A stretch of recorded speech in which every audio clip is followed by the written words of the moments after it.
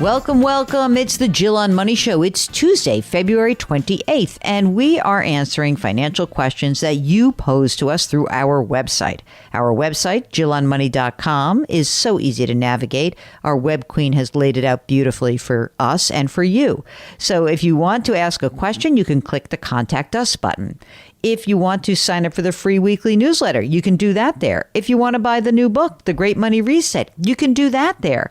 And if you would like to join us for our new exclusive webinar series called Jill on Money Live, you can also find the information for that on our website. So check it all out. Right now, we're talking to Patrick from Illinois. Hello, Patrick. What brings you to us? Just, I guess like everybody else, last couple of years, I've really been thinking about trying to retire. So I just wanted to know what your thoughts are on our situation and if you think I can do so in about 5 years. Okay. How old are you, Patrick? I am currently 51 years old. You want to retire when you're 56? Forget it. Next, new caller. No, I'm only kidding. Okay. So you want to retire when you're 56. Okay. Is there some reason? Is that like a magic number? Are you part of a pension system or something like that? Yeah, I am part of a pension system, and the availability for me to retire at 55 is available to me. So I'm really thinking of taking them up on their offer. What would you receive if you retired at age 55? It should be right around $8,000 a month. Wow. Okay. Are you married, single? What do you got? Married, okay. wife. How old is she? She is 55. She's 55 right now. You married a little bit older lady? Yes, I did. Nice. Is she working as well? She is working. Does she want to retire in, 4 or 5 years with you, or is she going to retire prior to that? No, I don't think she would retire any earlier than that. Mm-hmm. It's possible she could work longer. I don't know her total thoughts on it yet. You guys should talk to each other. I bet you'd find something out interesting. Yes, okay, so let's just say at age 60, is she entitled to a pension? No, she's not. Okay. So how much do you guys earn together? I think I said I make around $160,000 a year, and she makes around $130,000. Okay, 160 and 130. Do you have kids? 2 kids. How old? And one is 21 and the other is 17. I guess we have to feed and clothe the 17-year-old because still in high school. Is 21-year-old out on his or her own in college? What's the status of these two? Finishing up school, college this year. Not sure where we're going from here. Hopefully find a job. And not sure, but okay. The 17-year-old is finishing up high school right now and hopefully headed to school in the fall. And how will we pay for college? Is this have they assumed debt? Are you guys paying for it? Is there money set aside? We had a little bit of money set aside in 529 plans, but other than that, we've just kind of been fitting the bill for most of it. They are taking a small loan just so they have a little skin in the game. Okay. Now, tell us a little bit about from the combined income. You're contributing to a pension plan. Do you also make a contribution into a defined contribution plan, like a 403B, a 457? Do you do anything with that? Yeah, we both have 401ks. I am currently contributing right around 10%, and my wife's doing the same. We had pulled back in the last few years since college started to help pay for that. So that's kind of where we're at right now. And those are both traditional, not Roth? Traditional, no. How much money is in each of those accounts, those two 401ks? So she has almost $1 million, and I'm close to $800,000. All right, $800,000 and $1 million. Now, what else you got? You got an emergency reserve fund? You got some money in cash floating around? Not really. I mean, we've got a little bit of money in savings, around $10,000. But we've never really had a ton of savings. I think we've probably been putting most of it into our retirement funds and the kids. Okay. Yeah, those darn kids. They always want to eat. It's crazy. What about non-retirement accounts? Do you have a brokerage account? Do you have an IRA from previous employer? Anything else? Nothing substantial to speak of.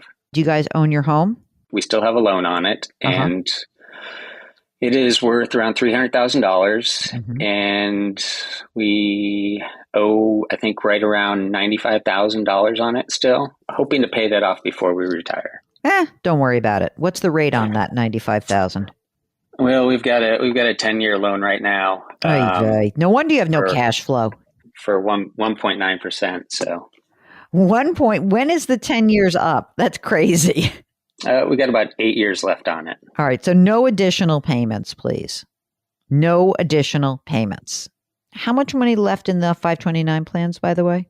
Well, the one is drained, but she's graduating here. And then we've got about $25K in the younger. Do you think the younger one? So both these kids, state schools, community college, private schools, where are they landing on that? Well, state school most likely. Trying to think, tuition's usually around $25,000 a year, I think. So are you thinking like get this kid through college and then retire, essentially? That's kind of my plan, as long as they follow along with it.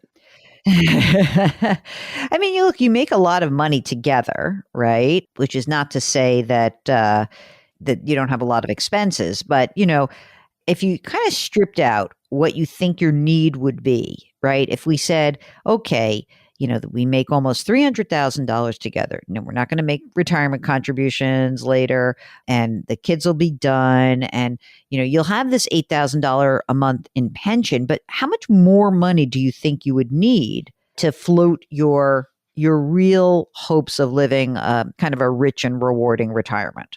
Well, I think that's the big question. It just seems like it's so hard to figure out right now because we've got so many expenses that I think are going to go away. Yes. And depending on how much the kids still need after they get out of college. How much do you think you're paying out of pocket for college right now? We're paying around $20,000 a year for that, plus some living expenses. 25, fair to say, like 25 grand-ish? Yeah, at least. Okay. Let's thumb through some of these numbers. If you make $290 together, you both put 10% into your 401k, and you don't hopefully have to pay for college. You're almost done. You'll almost be done with that mortgage, and it's a big number. This is what I think you need. I'm thinking 12 grand a month is what I'm thinking. Does that sound high or low to you? I mean, I think that's probably about right. I mean, I did some addition of just some bills that we have, the electric and gas and stuff like that. And, cars, gas. And I mean, it was getting to $80,000+ or more. So, and I'm sure there's other stuff, I obviously miss. So.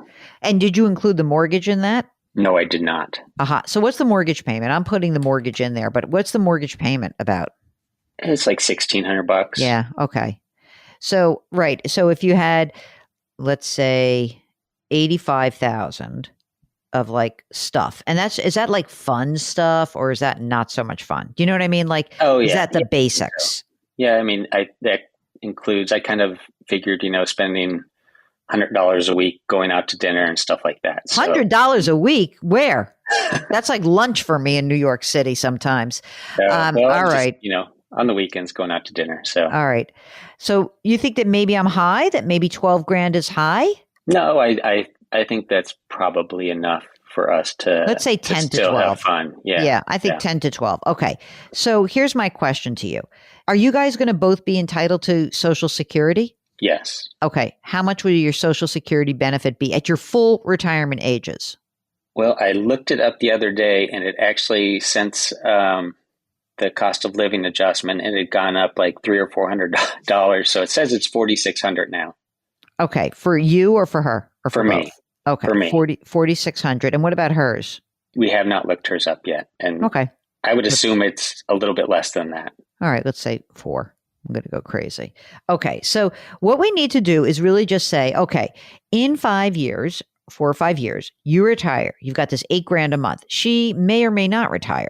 So what happens between age, 55, 56 for you and your full retirement age? So what happens for those 10 years? You've got to fill in a gap, right? So Correct. you'll have your pension coming in. How do we fill in that gap? Well, chances are what we will do is you'll have to pull money from your 401k plan. And I'm not saying that's a bad idea. I think that's a fine idea. You can use that, take the money out every year. You'll pay the tax that's due and you'll fund the gap. That's easy enough to do. And in fact, you might end up, when you look at this, down the line, you might pull like a lot of money out of this account. It might be that you're like, oh, I'm spending a whole bunch down in this account. Like maybe you're going to spend the whole thing down before you collect Social Security. I don't care. That's fine with me. I really don't think that's a big deal. But what I do think is important is that before you make this decision, we do need to try to beef up your emergency reserve fund and have a little cash. I do think that's going to be important. And so if for some reason you have lower expenses in a given period of time, or, you need to put some money somewhere, I might try to build that up a little bit. I might even pull back on retirement plan contribution. What are your matches? Well, I actually don't have a match. They just contribute 4%. Oh, all right. And she gets a 3% match. Well, what if you pulled back to like a 5% contribution to your 401k and take that money, pay the tax on the money? I know it sucks, but pay the tax on it and start funding that emergency reserve fund and replenishing that. Your top bracket is 24%, right? So pay the tax that's due on that. And then, the way that this changes, the way that you don't have to pull a lot of money out of your 401k is one of two things. One is that you stockpile cash, you have money to spend, and then you can delay pulling money out of your 401k. The other is maybe your wife keeps working, and she keeps putting money in. But I think that both of you I think that the idea is if I'm going to have 10 or 12 years of a period of time where I'm not going to be receiving as much income or any, you'll have your pension income. You need money to float those years. And the idea behind having an adequate emergency reserve fund and then building up your non-retirement savings and investing is about not having to tap into your retirement plan assets unless you want to. And maybe you will want to. Maybe by the time you retire, the value of your 401k is $900,000 or $1 million. And maybe what we want to do is try to get that money out of there when your income has been reduced, to the pension amount plus your wife's income. But you're still going to be in a pretty high tax bracket. I mean, you may drop down into 22%. Not sure. You may. That would be fine if we could dribble money out that way. But I think you need more cash on hand. I really do. I think that essentially when you look ahead at Social Security, waiting till age 67 or 70 will be completely doable for you. You'll have this paid off house. Otherwise, I think you'll be in great shape. So what are you going to do when you retire? Going to sit around doing nothing, drive your wife crazy? That's what she says I'm planning on doing. But no, it seems like you never have enough time in the day right now, but I guess that's because I'm working. So yeah, I mean, well, although it is funny sometimes when you don't have I remember when my sister had babies and she's like, I don't even have a job and I can't figure out what's happening in the day. I'm like, well, yeah, I think you have 3 kids, taking up a lot of time. But you know what? Do you have a hobby? Do you have a side hustle? Do you have something that you think you'd want to do? There's a lot of things I'd still like to try. I probably wouldn't mind working part-time here and there, but I've always wanted to try to be a waiter or something like that, or a bartender. Really? That's a hard job. Can you pick something easier? Well, it seems like every time you go to a restaurant, you think you can do a better job than the person that's serving you. So, well, I'm going to tell you right now, you probably can. You know what I always think of? I don't think so much as the wait staff. I think, why is the kitchen organized like this? Or I'm looking at, like, I go to this shop in town and I'm like, I'm going into this little shop. I'm like, that doesn't make any sense. Why is that thing next to this thing? Like, why do you have that there? Like, you should have someone like just the facilitation of fulfilling an order, which is something that, like, when you walk into a coffee shop in New York City or you walk into a diner, it's amazing to me how fast and efficient they really are. And like, how can this not be happening everywhere? Aren't there efficiency experts? So go become an efficiency expert, Dan. I'd love it. But otherwise, you're in great shape. You're in good shape. You really are. So you can do what you want to do. Good luck to you. Any other questions? Do you have your wills and your estate plan done? Yes, we do. Oh, see, he knew to do that. Thank you so much for contacting us, Patrick. If you, like Patrick, are looking ahead and thinking about what you want your next thing to be, why don't you give us a holler? Go to JillOnMoney.com, click the Contact Us button. Let us know if you'd be willing to come on the air. While you are on our website, you can buy my book, The Great Money Reset, and you can sign up for the free weekly newsletter. Try to lift someone up today. Change your work, change your wealth, change your life. Thanks for listening. We'll talk to you tomorrow.